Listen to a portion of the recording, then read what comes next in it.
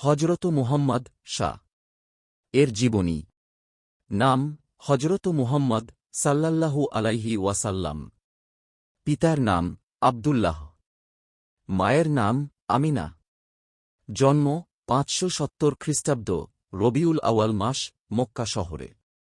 মৃত্যু ৬৩২ খ্রিস্টাব্দ মদিনায়। বয়স ৬৩ বছর।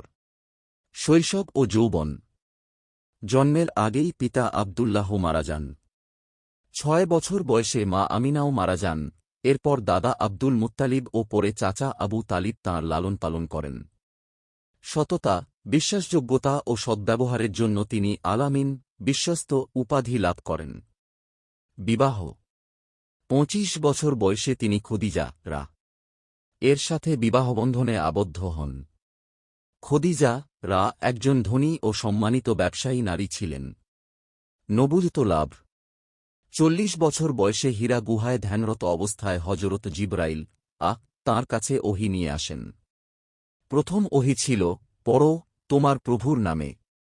সূরা আল-আলাক ৯৬-১। দাওয়াত ও বিরোধিতা। প্রথমে গোপনে, পরে প্রকাশ্যে ইসলাম প্রচার শুরু করেন। কুরাইশরা তীব্র বিরোধিতা করে নিপীড়ন চালায়, কিন্তু তিনি ধৈর্য ধরেন ও দাওয়াত চালিয়ে যান। হিজরত। মদিনায় মুসলমানরা আশ্রয় গ্রহণ করলে হজরত মুহাম্মদ শাহ ৬২২ খ্রিস্টাব্দে হিজরত করেন। এটি হিজরি সনের সূচনা। মদিনায় ইসলামী রাষ্ট্র।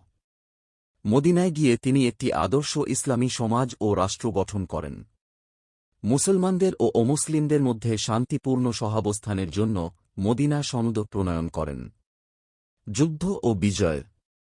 বদর, উহুদ, খন্দকসহ বিভিন্ন যুদ্ধে তিনি নেতৃত্ব দেন। ৮ হিজরিতে ৬৩০ খ্রিস্টাব্দ বিজয় লাভ করে শান্তিপূর্ণভাবে মক্কা দখল করেন।